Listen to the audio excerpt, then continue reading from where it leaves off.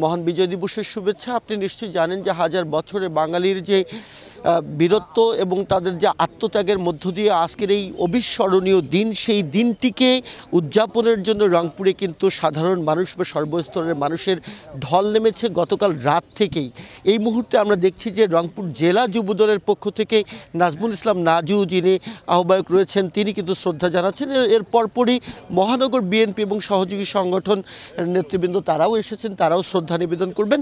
গতকাল রাত 12টায় 1 মিনিটে বিভিন্ন রাজনৈতিক, সাহিত্য, সংস্কৃতির সংগঠন, স্বেচ্ছাসেবী সংগঠন ছাড়াও কিন্তু বিভিন্ন শ্রেণী পেশার মানুষ রাত 12টার 1 মিনিট থেকেই আমরা দেখছি নগরীর যে কেন্দ্রীয় শহীদ মিনার রয়েছে টাউন হল চত্বরেই, সেখানে শ্রদ্ধা নিবেদন শুরু করেন।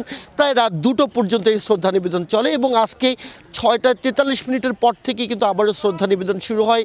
এরই মধ্যে বিভাগীয় প্রশাসন, জেলা প্রশাসন, রেঞ্জ পুলিশ এবং জেলা পুলিশ, মেট্রোপলিটন পুলিশ ছাড়াও বিভিন্ন রাজনৈতিক দলের সংগঠন, ছাত্ররা, সাধারণ মানুষ, একেবারে আবাল বৃদ্ধ বনিতা সব বয়সী মানুষই কিন্তু আজকে শহীদ বেদিতে এসেছেন। তারা কিন্তু হাতে ফুল নিয়ে এসেছেন। তাদের পোশাকে যেমন আমরা দেশপ্রেমের আবহ দেখেছি, কণ্ঠেও শুনেছি কিন্তু আমরা স্বাধীনতার চেতনা, এবং স্বাধীনতার চেতনা নিয়েই কিন্তু অসাম্প্রদায়িক বাংলাদেশ বিনির্মাণে, সমতার বাংলাদেশ বিনির্মাণে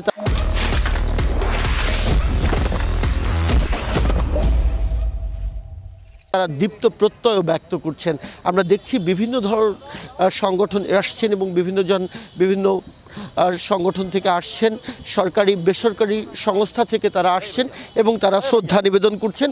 এবং যারা আসছেন আজকে এই শহীদ বেদিতে, প্রত্যেকটি মানুষের মুখেই আমরা শুনেছিলাম স্বাধীনতার চেতনাকে ধারণ করে তারা 24-এর বিপ্লব পরবর্তী এই বিজয় দিবস উদযাপনের যে মাহাত্ম্য এবং তাদের যে উন্মাদনা, সেটি আসলে একটু অন্যরকম।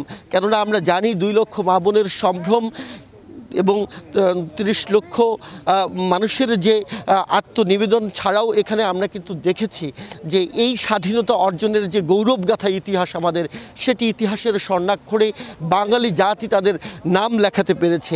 তাদের যে মুক্ত বা উন্মুক্ত চেতনাবোধ, সেই চেতনার মধ্য দিয়েই কিন্তু আজকের এই দিবসটি উদযাপন হচ্ছে। রংপুর জেলা প্রশাসনের পক্ষ থেকে দিনব্যাপী নানা আনুষ্ঠানিকতা রয়েছে। সকাল এই সূর্যোদয়ের পর থেকেই যেমন পুষ্পার্ঘ্য অর্পণ, এরপরে বিজয় শোভাযাত্রা রয়েছে, মুক্তিযোদ্ধা এবং শহীদ পরিবারের সদস্যদের সংবর্ধনার ব্যবস্থা রয়েছে।